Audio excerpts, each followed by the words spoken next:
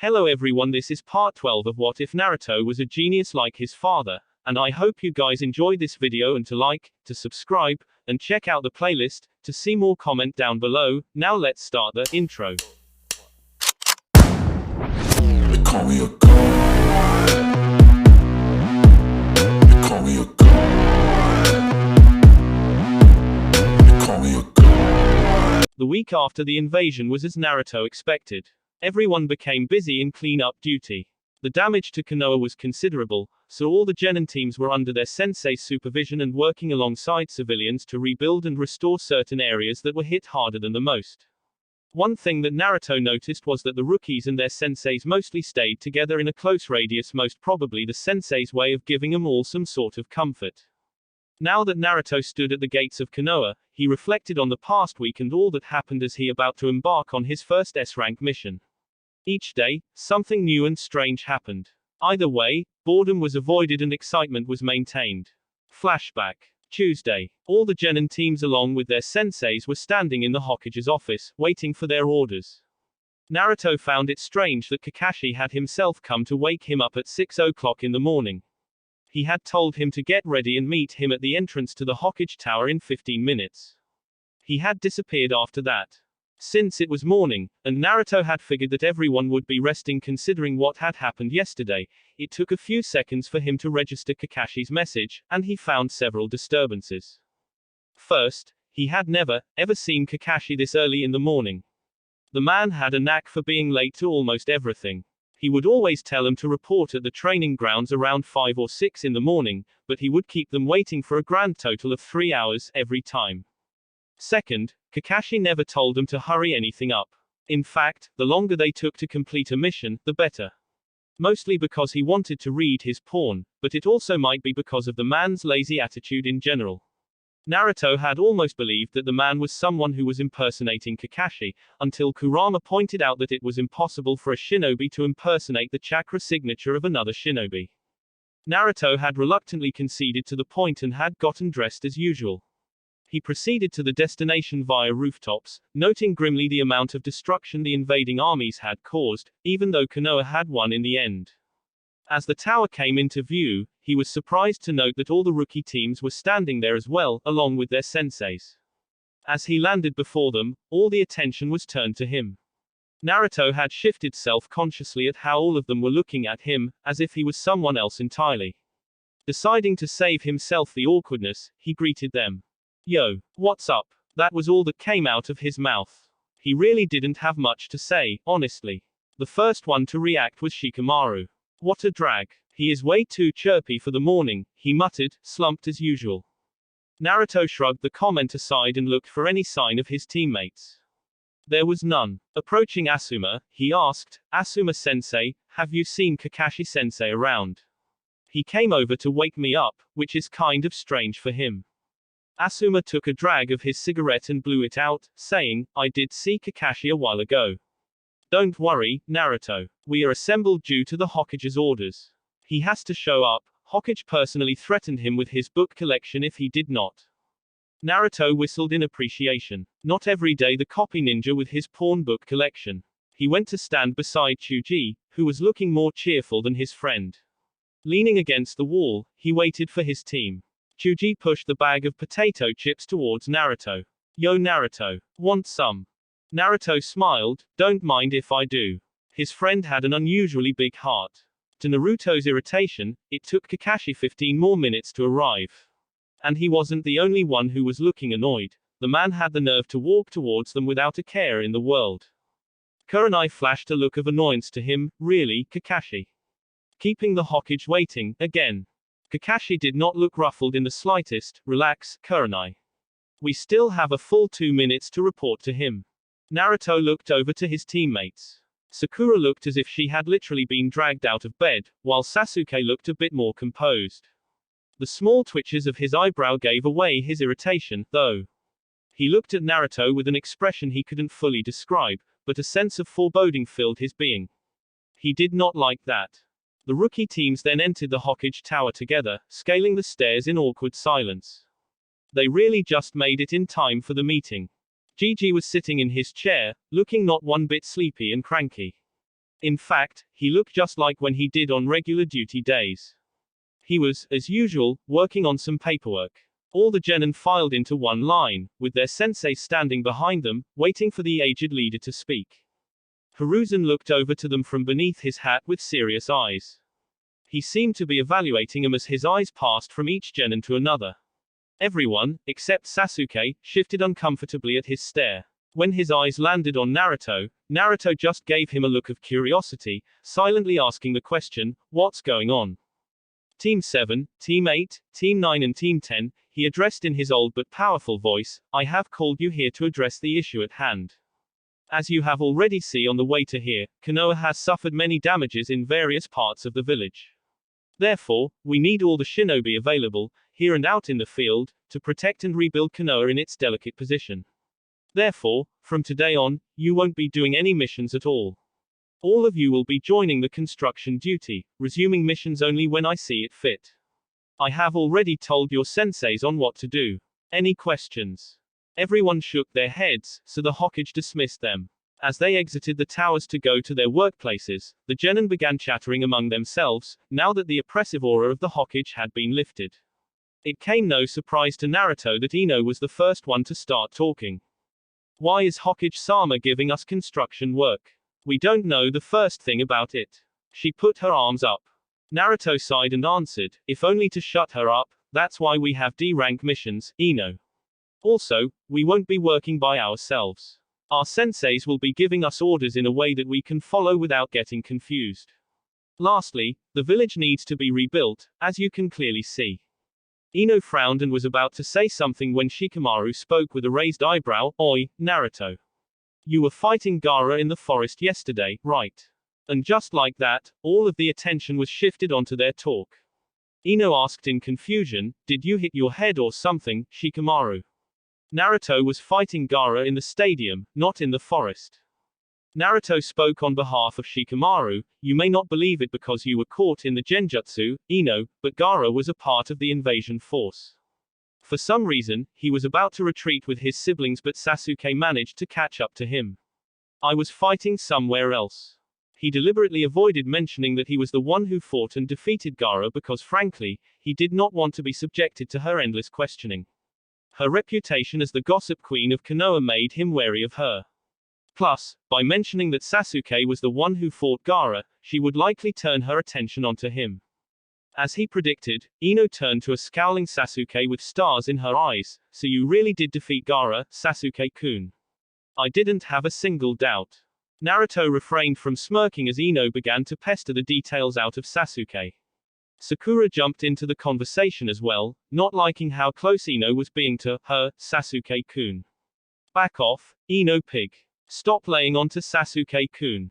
And besides, what do you mean that Sasuke-kun defeated Gaara?" Now this question attracted everyone's attention. The Jonin senseis were watching carefully, ready to intervene in case dangerous information were to be leaked out. They all knew who really defeated Gaara, as they were informed by the Hokage last night when he had called them to discuss what to do today. All the Jonin had questions as to how the Jinchuriki of the sand was stopped. Jinchuriki were, after all, beings that contained immense power, and there were very few who could claim the feat of defeating one that was fully in sync with his or her Beiyu. The Hokage had given him a full report of what had told him when he had summoned the boy into his office yesterday at a separate time than the Jonin. After the report, heavy shock had settled upon all of the Jonin. To think that Uzumaki Naruto defeated the one-tailed Jinchuriki without resorting to his own tailed beast's power was staggering. And not only that, but he had been instrumental in stopping the Snake Sannin, who was here to kill the Hokage. The quality of the information was staggering. Shocked mutters and even a few protests and denials had broken out, saying that it would be impossible to achieve two feats such as those on the same day. However, everyone had shut up when the Hokage's killing intent rose up. Hiruzen had thundered that they dare question the word of their kage. Safe to say, everyone had accepted the information with varying amounts of shock. The boy had done feats that would be impossible for almost every Jonin there was. The Hokage had then given them orders on what was to be done the next day and warned them that the information was to be strictly kept amongst themselves.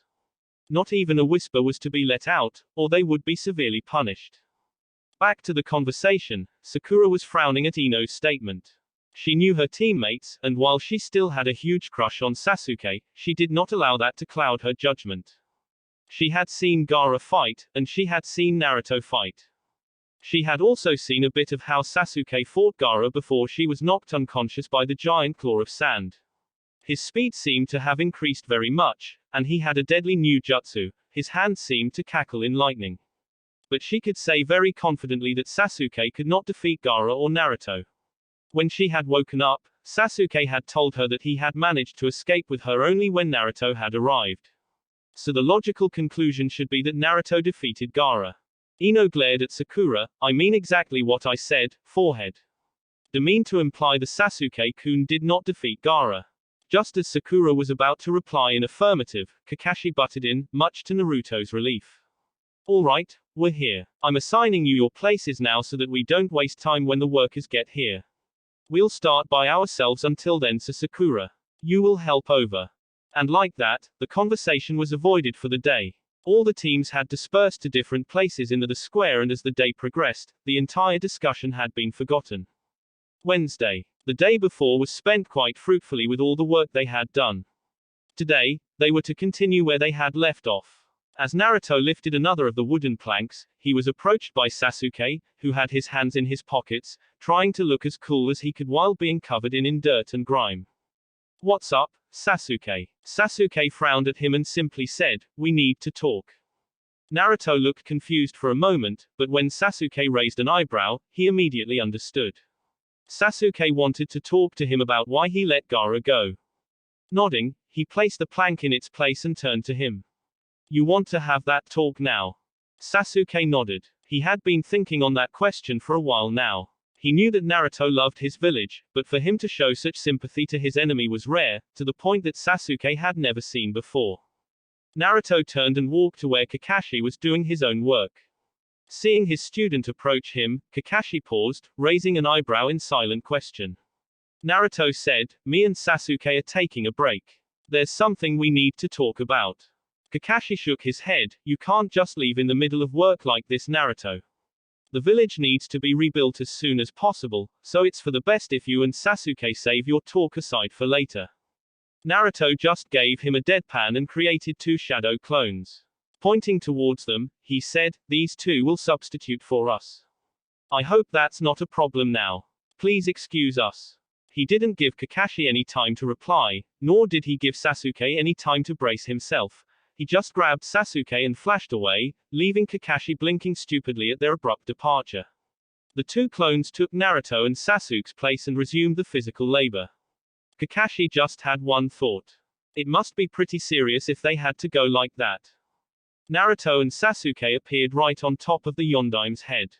Sasuke almost staggered and fell right over the spike if Naruto hadn't caught him in time. He turned around to tear into the blonde, but surprisingly, no one was there. He turned further to see that C was standing on the edge of the spike, looking over the bustling village. It's kind of beautiful, isn't it? Naruto's tone was soft, and Sasuke could not help but detect that there was a hint of longingness. Before he could think about it further, Naruto continued. The village is like a whole family, taking care of each other. The Hokage is like the head of the family, ensuring that there are no disputes. It must be nice, being a part of that family. Sasuke only looked at his teammate in confusion. Naruto's tone indicated that he was detached from the village, something that Sasuke never sensed from the blonde. Sure, he acted quite aloof and indifferent if only to piss people off, but from the day they had introduced themselves to Kakashi, Sasuke had only seen a strong determination in his eyes. Determination to make his dreams come true. Naruto had made it his ultimate mission to become the Hokage of Konoha, but there was something that Sasuke was missing over here. He said something else besides wanting to become Hokage, to make others acknowledge him. That was something that triggered another memory for Sasuke. The word, acknowledge, made him remember his fight with Gaara. Gaara had repeatedly proclaimed that by killing others, he would prove his existence. Wasn't proving your existence the same thing as making others acknowledge you?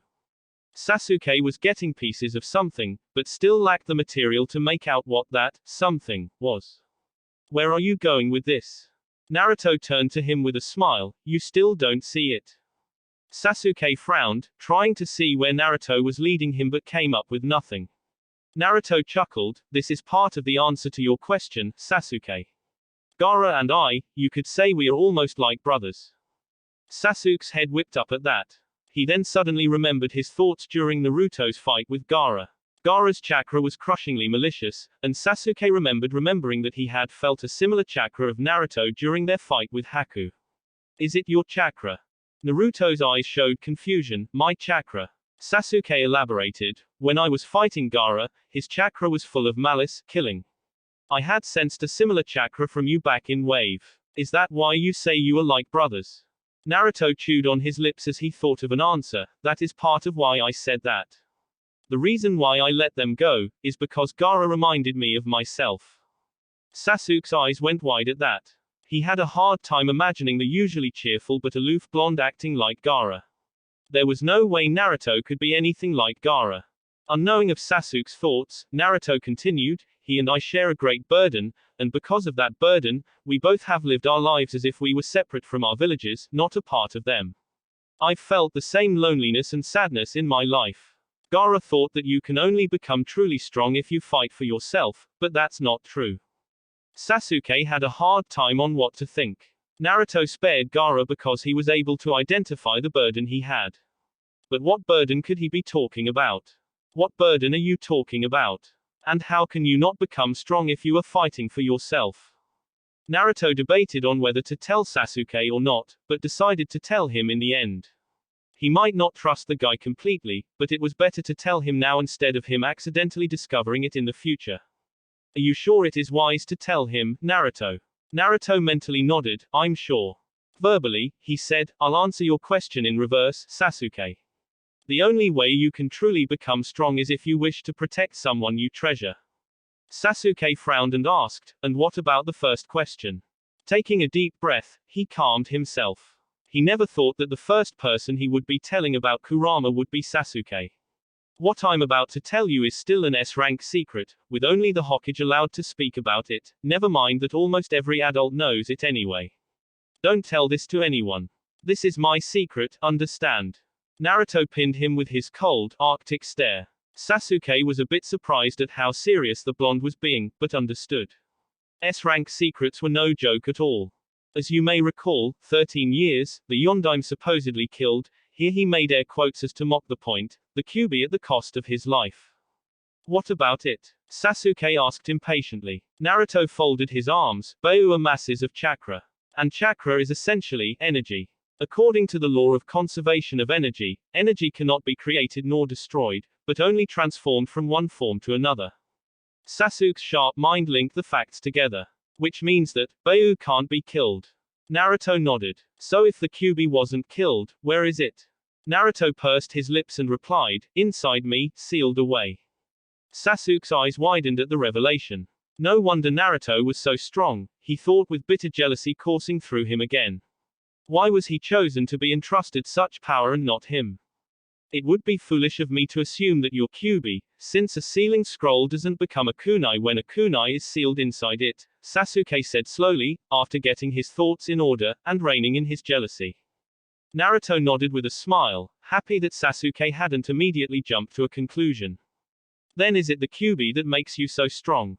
Naruto frowned, not liking the insult at all, however unintentional that was. As a matter of fact, no. I worked hard to reach where I am now, Sasuke. Also, you remember the feel of Gaara's chakra when you fought him, right? Then you should have no problem in imagining the reactions of villagers if Gaara would have been in the village. Sasuke slowly nodded, thinking it over. Naruto had access to such power, but aside from Wave, he never once used it.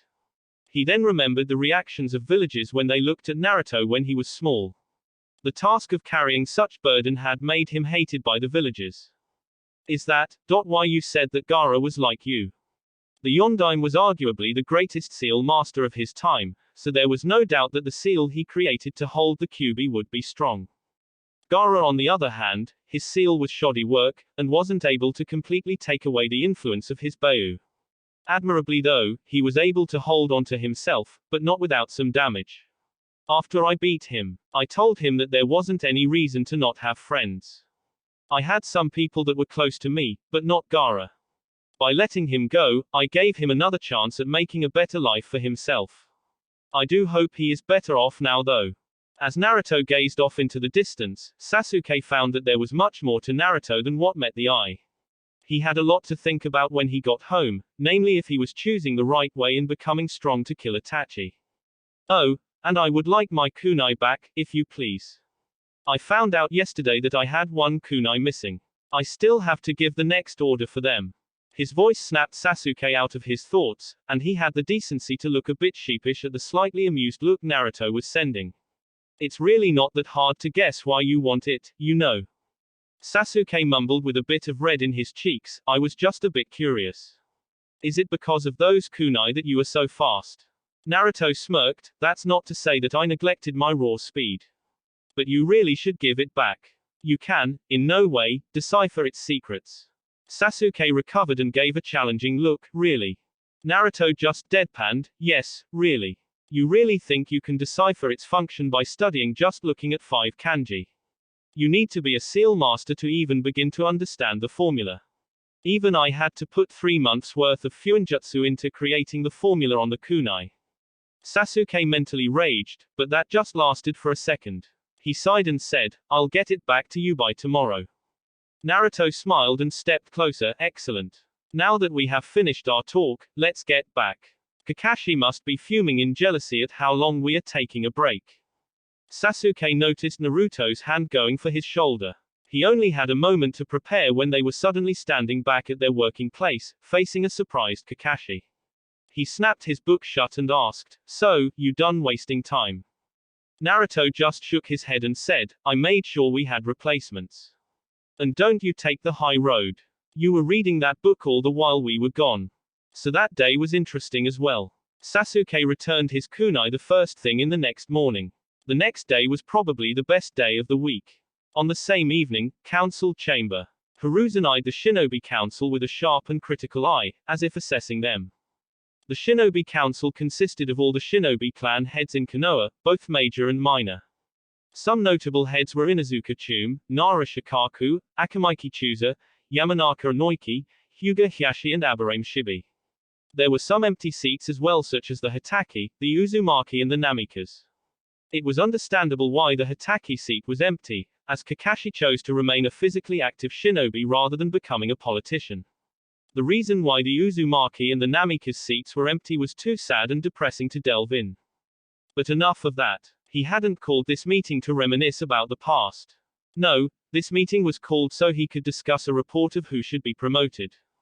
Now, this may seem a bit of an inappropriate time for such a matter, but he felt that he should address this matter as soon as possible. It was time for him to choose a successor for him, but the problem was that the successor was absent from the village and as such, won't be able to make a logical decision as to who should be promoted. He fingered the notepad before him absently. It contained what he wrote down about everyone he saw fight, and in the event that he was killed, it was his last and final decision as Hokage. He had written down his choices of promotion on the notepad, along with the reasons. He eyed the elders standing on the side. Homura, Koharu and Danzo were his old comrades, but after years of playing politics, they had become too jaded, too much stuck to the old ways. Homura and Koharu he could handle, but it was Danzo he was concerned very much about. His old friend might seem like an old man, along with the other two, but Hiruzen was no fool. Even if he had no proof, he knew without a doubt that Danzo had been involved in multiple activities that he had no knowledge of. And there was no doubt that his old friends would protest against what he was about to do, but he would do it no matter what. Chusa was the first to open the meeting. Hokage-sama, may I inquire as to why this meeting has been called? Hiruzen nodded and said, this meeting has been called by me to discuss possible promotions for Chunin. That indeed grabbed the attention of the whole council. Even Shikaku sat up a bit straighter, and the elders looked at Hiruzen in interest. Shibi's face could not be seen because of his high collar, but he spoke just like his son. Excuse me for speaking this Hokage-sama, but shouldn't we be concentrating more on our rebuilding efforts rather than promotions? Hiruzen nodded at him, I concede your point, Shibi-san. But there is another matter I need to address. One that is in conjunction with the promotions. You see, I am now long past my prime, so I have to choose another successor, again. But the problem is that the choice I have in mind is not present in the village for the moment. I fear that when they are chosen, they may not be able to make the logical choice for the promotions, as I am the one who took note of the fights. That seemed to satisfy Shibi, as he nodded and leant back a little in his chair. Koharu spoke next, her voice laced with curiosity. Who do you have in mind, Hiruzen? Hiruzen flipped open his notepad. My first choice for promotion is Nara Shikamaru. This caused mutters to rise amongst the council. Shikaku was now fully awake upon hearing that the Hokage was considering promoting his son to Chunin. His teammates gave him pats on the back with a smile, as a sign of congratulations, but Shikaku waved a hand for them to stop. He had a feeling that the Hokage had more to say. Hiruzen folded his hands under his chin. First of all, I have to say that your son demonstrated excellent strategy against his opponent, Shikaku. He was very methodical and tactical in his approach, and he was able to keep a cool head in front of a seemingly superior opponent. Also, reports of the missions he has done with his team prior to the exams state his capability in leading a team. Shikaku narrowed his eyes. I censor, but coming, Hokage-sama.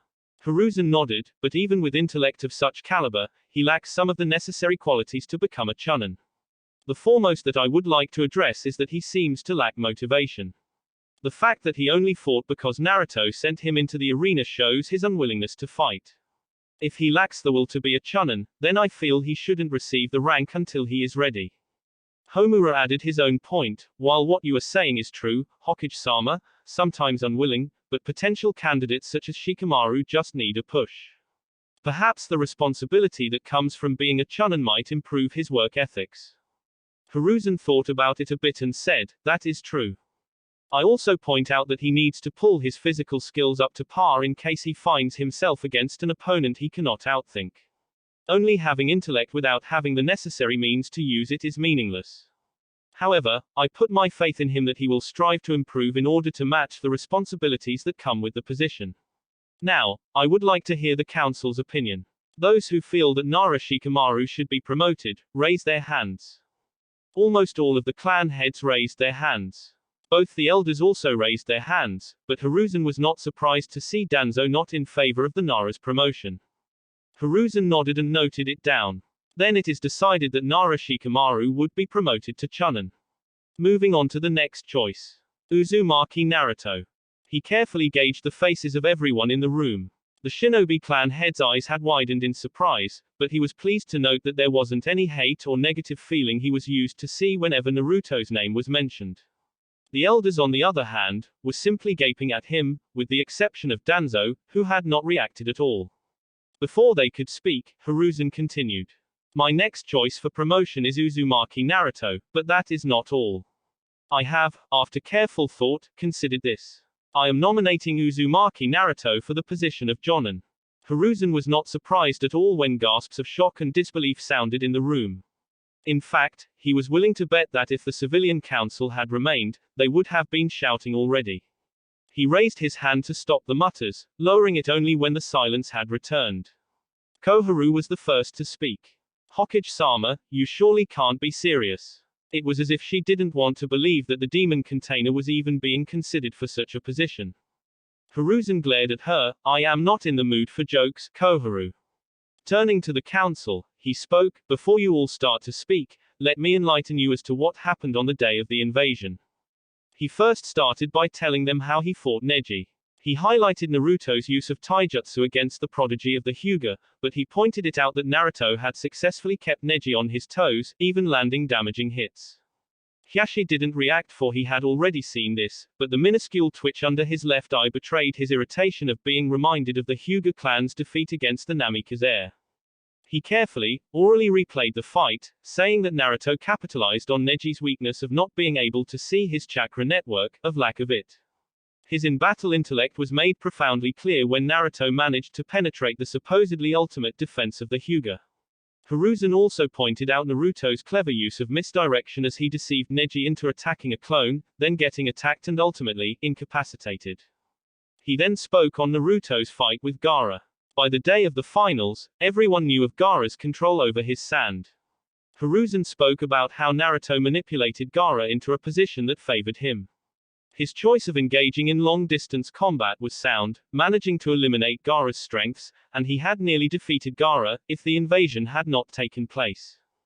Shikaku used a question with a raised eyebrow. I understand that it is quite a feat for Naruto to defeat a Jinchuriki without resorting to his own Beiyu chakra, Hokage-sama.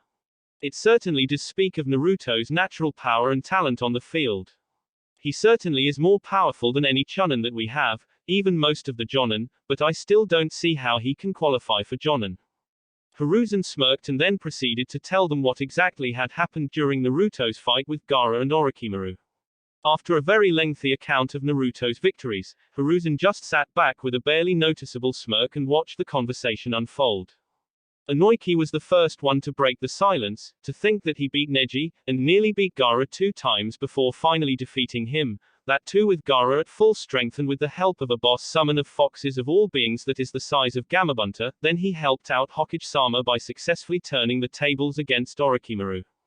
There was a long silence before Chooser broke it. I don't know anyone who can accomplish even half of those things. Danzo, unsurprisingly, asked a question that put Naruto in a suspicious light. Where did he get the summoning contract for foxes? He should have informed us of such a development. Hiruzen didn't even need to intervene as Homura spoke next, as if in a frenzy. Perhaps the Kyuubi was responsible for this. However, it raises a glaring concern as to how did he become so powerful to achieve such feats. Could that be the work of the Kyuubi as well? Shibi was the one who countered the argument. I don't see why you are so worried, Elder Homura. I distinctly remember a meeting long ago in which you had agreed to the suggestion of Danzo-san training Uzumaki-san. Being a formidable shinobi of his time, Uzumaki-san would have become powerful either way. Is there something that we aren't aware of? Though his tone was as polite as ever, everyone managed to grasp the meaning behind it. Shikaku, being the most intelligent of all of them, already knew why Homura was panicking as such. They were only acting like this because the greatest weapon of the village was not under their control. Koharu asked the next question. Hokage-sama, how were you made aware of all this information? Hiruzen just answered, already knowing what she was going to say in reply. Uzumaki Naruto himself told me. In unison, both the elders frowned heavily. Then it is possible that he could have lied about this, Hokage-sama. That was as far as she got before Hiruzen's icy glare stopped her cold. Remember who you were talking to, Koharu. In spite of your bias against Naruto, don't forget that you haven't spoken a word to him all these years, let alone get to know him.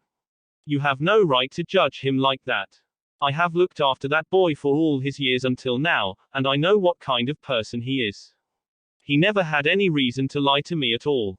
Homura asked hurriedly, then you are aware how he became as strong as he is now?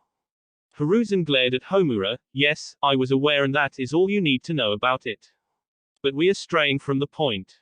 Shikaku, I would like to hear what you have to say about this. Shikaku clasped his hands together and said, well, Hokage-sama, from what you have said, I can conclude this. Naruto is an extremely powerful shinobi for his age. His chakra capacity even surpasses yours. His skills in the shinobi arts are formidable as well. His taijutsu is strong enough to best a Hyuga prodigy in combat. His ninjutsu repertoire covers over 4 elemental transformations with high-level techniques, which is more than anything what our best jonin can say. And from what you have said, Hokage-sama, his fuinjutsu is easily very advanced. If he was able to master the Hiraishin no Jutsu and think up of a counter to the Edo Tensei no Jutsu by the use of a contract seal. It shows how high his battle intellect is if he was able to come up with a way to beat Orochimaru. Improvisation during battle is one of the most crucial things that a jonin should have. And, he has a summons that can possibly rival Jiraiya-sama's. He sat in silence for a while, obviously thinking over the facts. After a few minutes, he turned over to Inoiki. Inoiki, how well do you think he can handle pressure? His friend folded his arms. From what I have heard, very impressively. Not only he defeated Gaara without panicking or losing his head, but he was able to come up with a strategy to end the Edo Tensei in the middle of fighting Orochimaru. Plus, your question really is quite irrelevant, Shikaku. Naruto has been under tremendous stress from the villagers for years, but he hasn't broken even once. In fact, he was able to shape himself into such a shinobi under such stress is proof of his mental strength.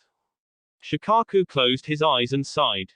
But before he could further think upon this, Koharu exclaimed hysterically, but the Jinchuriki is still too young. She then immediately shut up when a dose of potent killing intent hit her. He has a name, Koharu. And you would do well to remember it. Or have you forgotten just whose progeny he is? Koharu shrank under her teammate's gaze until she reluctantly conceded, Hi, Hokage-sama. Homura took up where she left off, Hokage-sama, Naruto is still too young, and we don't know if he can be fully trusted or not. Hiashi bluntly crushed his argument, Uchiha Itachi was an Anbu captain at his age. Hitaki Kakashi also became a Jonin at Naruto's age, becoming a Chunin at 6 years old. The Yondaime was a year older than Naruto when he became a Jonin. Your argument has no strength, elder. Turning to the Hokage, he said, I am in favor of your motion, Hokage-sama. I have faith that Naruto will be able to deliver quite well as a Jonin. That started off a chain of reactions that resulted in every clan head agreeing. The elders were mollified and they vehemently protested against this, but in the end, they were just that. Advises to the Hokage. Danzo did not show outward reaction, but in the inside, he was calculating. The Jinchuriki of a village should be powerful. Even though ours is, I am doubtful of his loyalties. With such power, he would be difficult to control. Hiruzen looked over to Shikaku. What about you, Shikaku? What is your decision in your capacity as the Jonin commander? Shikaku placed his hands on the table. Well, Thursday. The day had begun quite interestingly. For one, Naruto had a very good night's sleep. He had dreams of Temari and him bathing in the hot springs, and this time, they really did kiss. The kiss turned out to be so hot that when Naruto had woken up, his sheets were wet. Oh man, this feels so messy and weird, he groaned as he got up from the bed. Kurama was full out laughing in his mind. You had a wet dream about the sand vixen. Oh, I wonder what you saw. Naruto groaned. Kurama, I don't understand how you can be a pervert. That is Jiraiya's job. And why do you keep calling her vixen? Who are you kidding? You have strong feelings for her. Feelings you know you won't have for any other female. Naruto sighed, am I to assume that vixen is your way of calling her my lifelong partner, which won't be happening like, ever? That is exactly what I'm saying. And I don't know about ever. Naruto sighed, and when he was about to take his sheet off to clean, his eyes went wide. What the hell? Almost the entire sheet is wet. Safe to say, it was an eventful morning. After he got dressed and met up with his team, he found out that he was cleaning out a whole building today. As usual, he went to work without any complaints. However, he only did it himself for 2 hours before he said, fuck it, and produced over 80 shadow clones. He turned to his team and said it with a straight face, you're way too slow.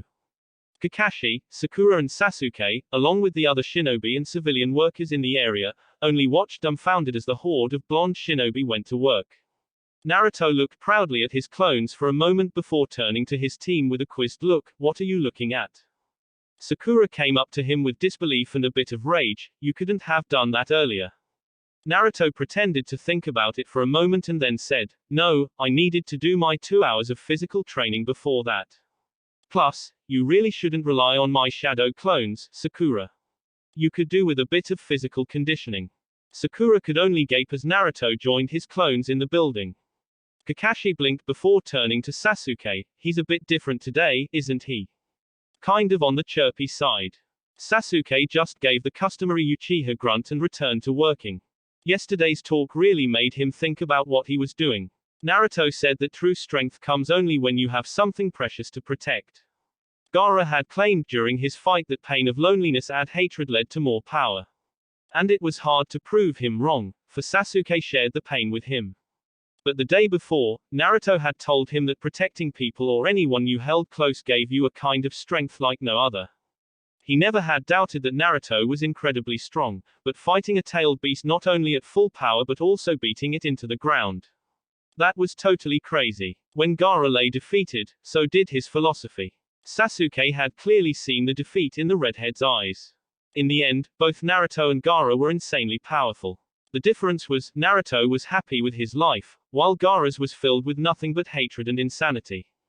Up until now, Sasuke had been following Itachi's path. He had shunned away everyone. He resented any kind of bond that formed, but now that he thought about it, was he really growing stronger, or had he been stunting his growth? The answers had deluded Sasuke all night, resulting in a restless sleep. There was so much weighing on his mind, that he was at a loss as to if the answer he would arrive at be really right or wrong. Naruto, well, more like his clones, had cleared almost half the rubble by noon, after which they decided to take a rest. Woo, man. That was some good workout. One of them said while grinning. Another one said on the floor, lying in spread eagle position. He groaned, "You're unbearable." Another watched the interaction with a slightly amused look. "You realize that you are essentially talking to yourself, right?" Before the conversation could continue, they all vanished in puffs of smoke. Naruto dropped the half-ram with a sigh. "I'm starting to think I am mentally unstable. I'm calling myself unbearable." Naruto. Naruto turned to see Kakashi waving at him. "We have to go to the Hokage's office." Naruto frowned. "Why? The cleanup isn't done yet, so why would he be calling the teams over now?" Kakashi shook his head and gave an eye smile. "No, not the teams. Just you and me." Naruto slapped his hands to get rid of the dust. He shrugged. "Let's go, then." He grabbed a hold of Kakashi and flashed right outside the Hokage's office. The secretary jumped and shrieked in surprise, while Naruto and Kakashi gave her bored glances. Kakashi had revived his habit of getting used to random flashes of light. He said in a bored tone, "The Hokage called for us." The receptionist nodded shakily and went in to alert the leader. The sound of footsteps saw them turning around to face Asuma and Shikamaru coming towards them. As usual, the shadow user was slouched, muttering something under his breath. Naruto smirked and leaned against the receptionist table. "What's the matter, Shika? You seem quite grouchy today." Shikamaru glared at him like the devil. "Don't play dumb, jackass. You know exactly what this is for." Naruto walked over to him and slung his arm around his shoulder. "What's up with you? How can you not be happy with a promotion? I'm surprised you are getting promoted in the first place, considering that you forfeited your match." While the genin were chatting, Asuma walked up to Kakashi, who had pulled his book out. "Yo, Kakashi. So Naruto is getting promoted as well." "Looks like it, Asuma," came the bored reply. Asuma frowned at him and said, "You know, you should be proud that your genin is getting promoted on the first try, Kakashi." Kakashi sighed and closed his book. "I would be, Asuma, but I can only be proud when I have trained him in the first place." Asuma's frown changed to confusion and was about to say something when the secretary came back out. "Kakashi-san, Asuma-san." When both the Jonin nodded, she said, "Hokage-sama will see you now." Hiruzen stared impassively as the summoned shinobi walked into his office. Kakashi and Asuma went to stand aside while Naruto and Shikamaru stood right in front of the Hokage's desk. Naruto smirked as he gazed at his Gigi. The man looked positively tired, not of the invasion, but of the pile of paperwork that was high enough that it was about to topple off his desk. Hiruzen looked at both of the genin, doing a mental assessment of them as was his habit before beginning any meeting. If both of them were excited, they were doing a very good job of hiding their anticipation. Shikamaru was, as usual, looking the epitome of the Nara clan. Shoulders slumped, hands in the pockets and an expression that said, "Please don't bother me or I might just die." Naruto on the other hand, he looked a bit different than what he usually looked. Naruto always maintained a cool and aloof expression, an indifferent and bored air around him that was reflected in his way of speaking. However, today he looked slightly upbeat than usual. His posture was a bit straighter and he looked ready for any sort of action that might come his way. Also, he did not like the way he was smirking at his losing battle with paperwork. "Nara Shikamaru." He barked in a sharp voice, and was pleased to see him stand a bit straighter. He cracked a small smile and said, "Congratulations, your exemplary performance in the Chunin exams, as well as the commendable actions on your part with your other genin colleagues and senseis during the invasion, have earned you the promotion to Chunin. Here is your standard Chunin vest, wear it with pride." He got up from his chair and took the vest from beneath his desk, walking around the table. He handed the light green vest to Shikamaru, who looked at it speculatively and muttered, "Troublesome." But Hiruzen could see the small smile on his face and the smallest amount of smugness in his eyes. The boy was proud to be a Chunin. "I have faith that you will be able to handle your responsibilities efficiently, and strive to become better for the sake of your subordinates." Shikamaru finished zipping up the front and bowed a little. "Hi, Hokage-sama." Naruto narrowed his eyes at the aged Hokage. What is he playing at? Kakashi and Asuma were perplexed a bit as well. It was the procedure that when more than one Chunin qualifies from their village, they are promoted at the same time, not individually. If both Naruto and Shikamaru were going to be promoted, they would have been promoted at the same time. As such, only Shikamaru got promoted to Chunin. If Naruto wasn't getting the promotion, then why was he here? Their question was answered a moment later. Uzumaki Naruto, Hiruzen intoned, causing Naruto to raise his head a bit, for your outstanding performance in the Chunin exams, having a major hand in failing the invasion by defeating the Sans Jinchuriki and foiling Orochimaru's plans by countering his technique and thus saving your village, I hereby grant you the promotion to Jonin. There was a pin-drop silence in the office. Asuma's jaw had dropped open, and his cigarette had fallen on the ground. Shikamaru was also looking at the Hokage in shock. Kakashi's single visible eye had widened so much it looked as if it were about to fall out. Granted, Naruto played a major role in stopping not only the Sans invasion, but Orochimaru as well. Hell, Kakashi would be hard-pressed to beat just the Sans Jinchuriki, and Orochimaru was totally out of his league, even with his Sharingan. He was certain that there was no way Naruto won't be promoted to Chunin, but skipping it and directly becoming a Jonin. That was a lot of responsibilities for someone of his age. Hokage-sama, are you sure that Naruto is ready for the burden that comes with the position? Asuma's voice snapped Kakashi out of his thoughts. He looked over to Naruto, who had raised an eyebrows in surprise. Poor kid must have been caught totally unawares, he mused. But as he thought about it, Naruto was more than qualified for the position. All the time he spent with Naruto as a team, Naruto had shown all the qualities of a formidable ninja, both in mind and body. Not to mention, he was a leader in the making. He is better than I was at his age, he thought. During his time with Minato-sensei, he had thought that he was more than ready to be a Jonin and a leader. Oh, how wrong he had been. He had been a total douchebag in those days. Hiruzen gave a nod and turned to Naruto. Naruto, do you think you are ready? Naruto snapped out of his shock and looked down in thought, carefully thinking over his answer. I always believed that I would become a Jonin one day, Hokage-sama. I never expected the day to arrive this early, though. However, if there's one thing that I have learned about life, is that it has a knack of catching you off guard. All you can do is be prepared at all times. Prepare for the worst and hope for the best. Hiruzen gave a nod in agreement. So what is your answer? Naruto took a deep breath and relaxed. I'll do my best, Hokage-sama. Hiruzen smiled proudly when he saw the rock-hard determination in Naruto's eyes. There was no doubt that Naruto would let him down. I'll hold you to your word, Jonin Uzumaki Naruto.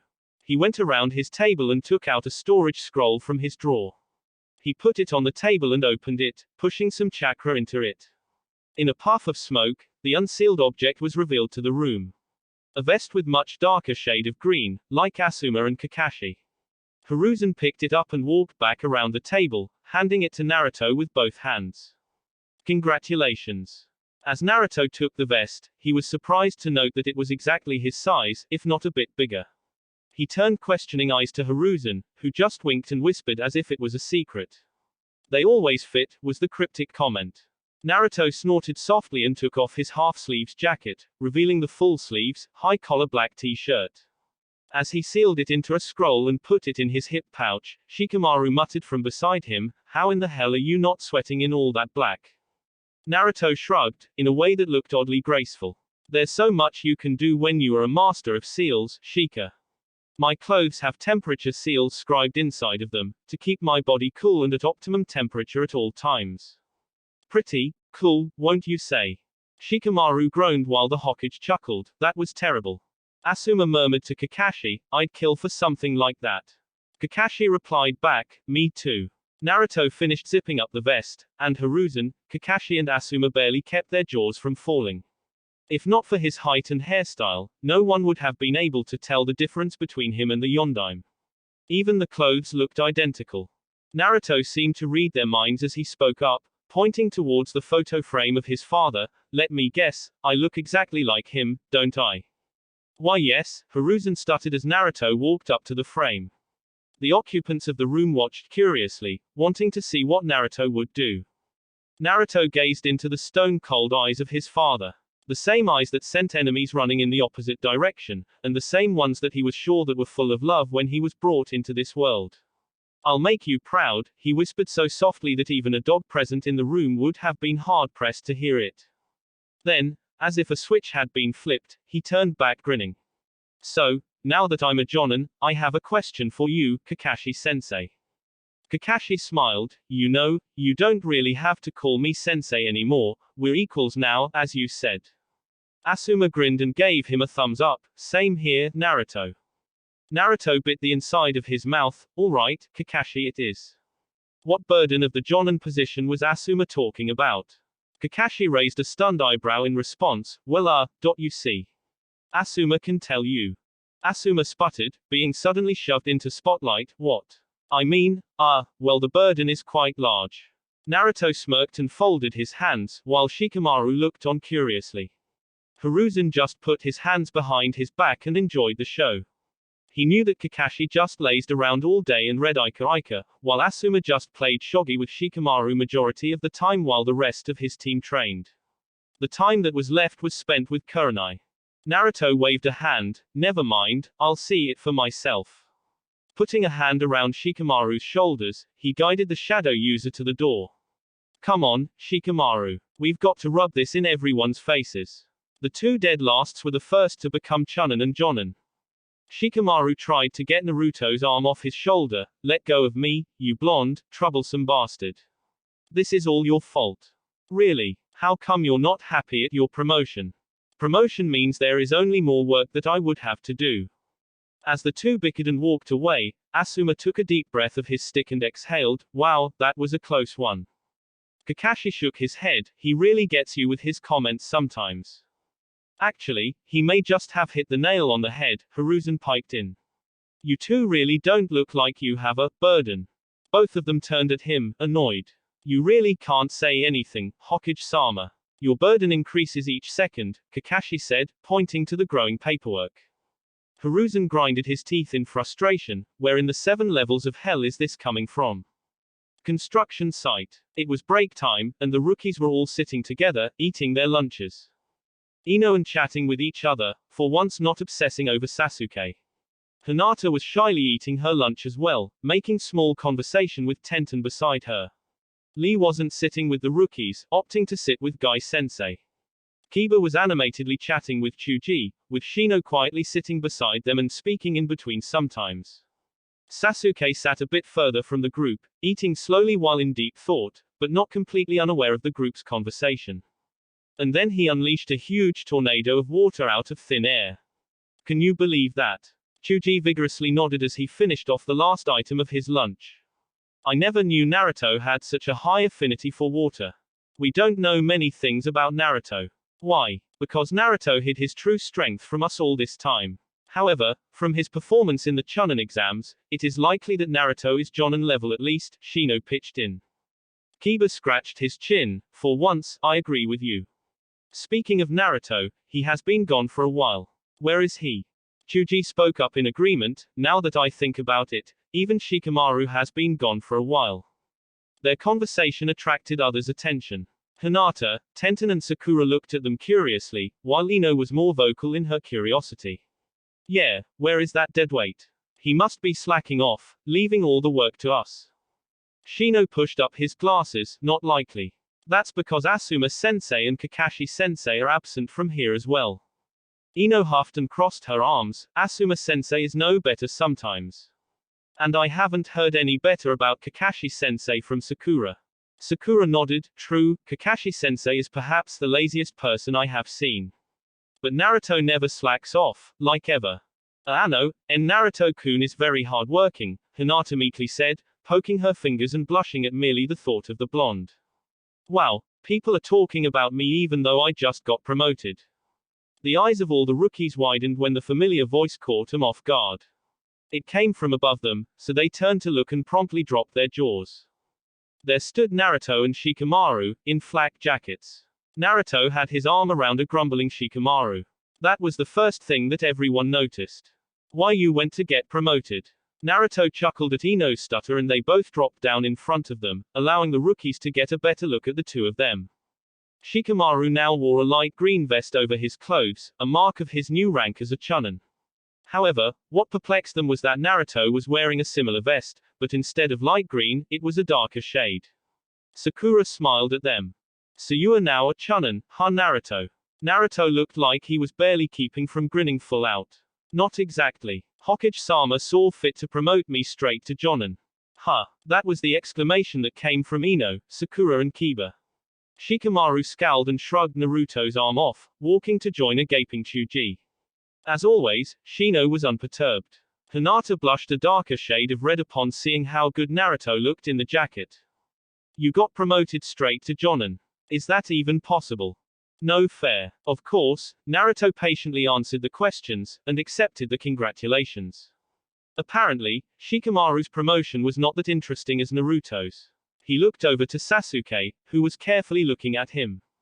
Sasuke felt a twinge of jealousy course through him when he saw that Naruto had been promoted straight to Jonin, but nothing more than that. Rational thought took over and he realized that Naruto only got what he deserved. Naruto deserved more than Chunin, and Sasuke didn't know whether to feel happy for his friend, or disgusted with himself for being so weak. Congratulations, he reluctantly said, not meeting Naruto's smirking face. You may be strong now Naruto, but don't think you'll remain the strongest. I'll be damned if I let you get ahead of me anymore. I heard you beat Gaara, Naruto. Neji didn't stand a chance in the first place, did he? Tenten asked with a sad smile. Naruto mirrored her expression, no, he didn't. Naruto turned to Sakura, who just smiled and gave him a warm hug. Because Naruto was 5 inches taller than her, his chin rested on her head. I'm happy for you, Naruto, she said softly. She knew Naruto would go far. All she could do for him is support him. Naruto returned the hug with a smile, I'm so glad that you do. Naruto released the hug and looked towards Hinata, who froze at the gentle smile on his face. Naruto mentally chuckled. He wasn't stupid, he knew Hinata had a huge crush on him since the beginning of Academy. He only made the connection from their interactions that Hinata liked him recently, after he first kissed Temari. Sorry Hinata, that I could not return your feelings. My heart belongs to Temari now. You deserve someone who will understand and return your feelings. Someone better than me. He walked over to Hinata, stopping in right in front of her. He knew that if he grabbed her in a hug as well, she might very well faint. Hinata, he smiled, you look a bit under the heat. Are you well? Hinata only turned redder, why yes, Naruto-kun. See congratulations on your P promotion. Naruto chuckled. She was just too easy to embarrass, something he might have to break her out of. He then noticed Ino sauntering up to him, squeezing his arm, so, Naruto. Now that you have become a Jonin, what will you do? Naruto rose an eyebrow. This wasn't how Ino usually behaved with him, invading his personal space. He rather preferred Temari's touch rather than Ino's. It's better that you stick to Sasuke, Ino, he gently removed her arm. Ino pouted, you're no fun at all. Then suddenly, she narrowed her eyes, scrutinizing him. What's wrong? His words were met with silence as she continued studying his face intensely. Several seconds later, she finally spoke in a murmur, you really do look like him. He was not expecting that. What? The Yondaime Hokage, she emphasized. Shikamaru yawned from behind her, of course he would, you troublesome blonde. They are father and son. Ino's eyebrow twitched as she slowly turned around, what the hell, Shikamaru? Alright everyone, break's over. Get back to work, Naruto announced. He was perplexed when he saw everyone looking at him oddly. What? Kiba pointed a finger at him, don't go ordering us, team. Naruto teased and shook his finger side to side, as if addressing a child, be careful how you speak, Kiba.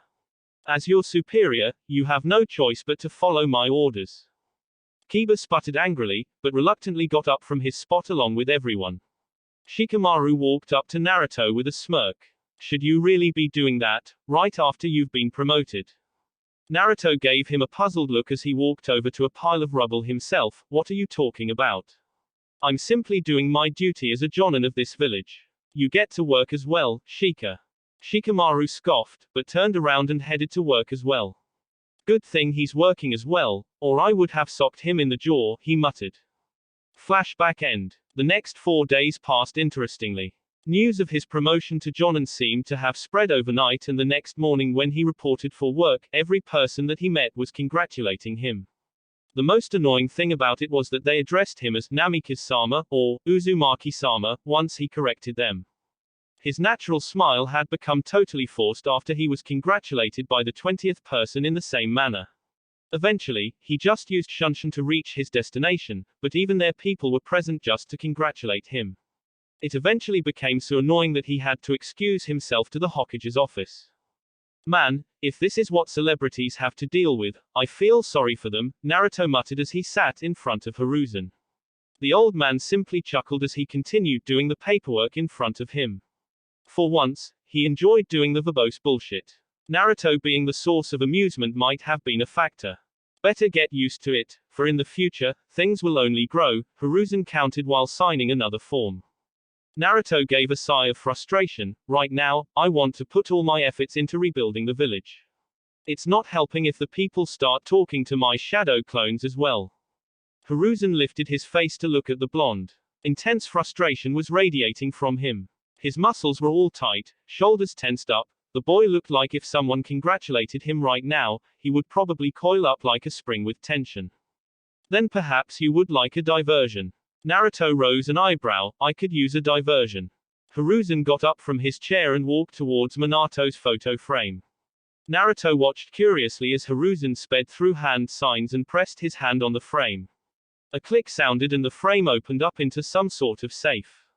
After pressing some keys, the safe opened up and Hiruzen pulled out a scroll. He closed the frame and blew air on the scroll to get rid of the dust.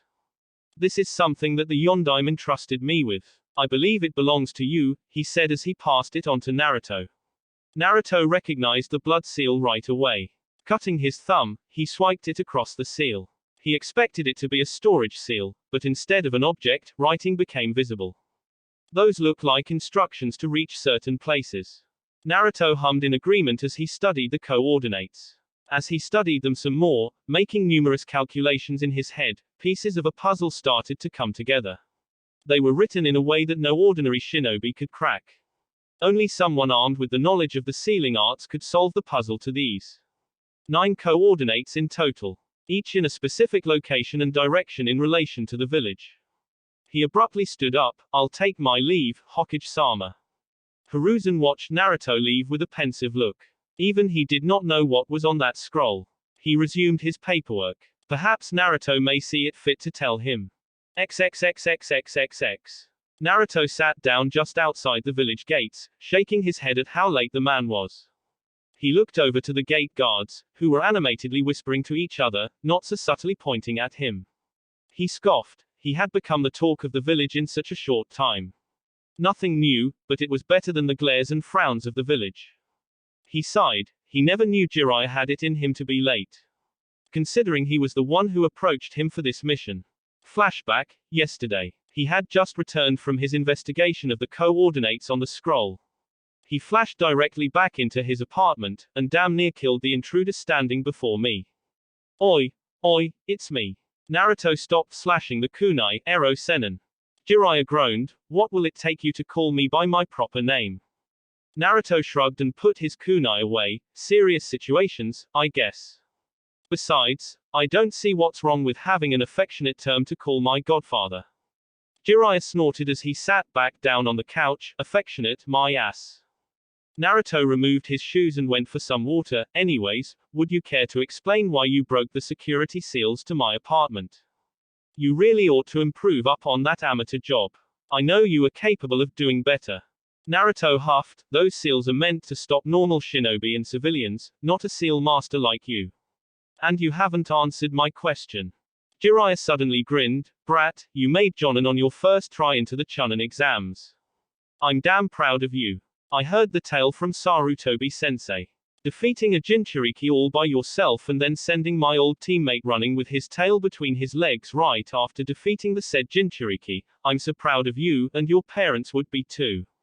Naruto smiled at the enthusiastic man. I'm sure they are. Now why are you here?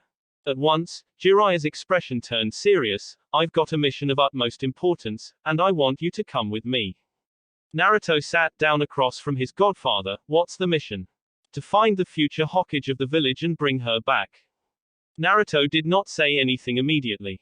He thought over it for a few seconds. A female Hokage. Out of the village. There was only one female who came to Naruto's mind as he thought of the circumstances.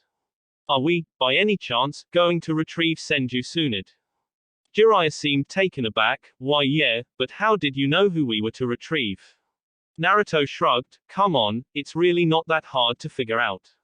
A female candidate, absent from the village and strong enough to be considered for the position of the Hokage. There is only one Konoha Kunoichi that fits that description, and it's Senju Tsunade. Jiraiya shook his head. You really know your facts, don't you? Most of your generation doesn't even know about us. Naruto rubbed his neck sheepishly and chuckled. I like reading is all. Then he turned serious and asked, even if I agree to come with you, what's in it for me? I'll teach you a new jutsu, a rank, some really good stuff. Naruto wasn't impressed. Is that all? Just one. Brat, this jutsu is really not your average jutsu. But just because I'm such a generous man, I'll throw in one or two more for you. You good with that? Well, I guess I can't say no to a Sannin. When do we leave? Tomorrow, 1 in the afternoon. Oh, and before I forget, we have to talk about one more thing on this mission, Jiraiya grinned. What's that? But the man was already gone. Naruto shook his head. He had better get some rest for tomorrow's mission. Flashback end. Wake up, brat. Naruto slowly opened his eyes to see Jiraiya standing in front of him, an impatient look on his face. This is no time for sleeping. Naruto snorted loudly and got up. You're the one to talk. I've been here since 1. It's 2 now, you're late. Jiraiya folded his hands defensively. I was collecting some very important, last-minute information. For your book, Naruto mumbled as he began walking. Hey, watch it. And it's a wonder how you managed to stretch your last minute into an hour, Naruto continued, neatly dodging the blow to his head. That will be it for this video. If you want more, comment down below, like, subscribe. And see you guys later.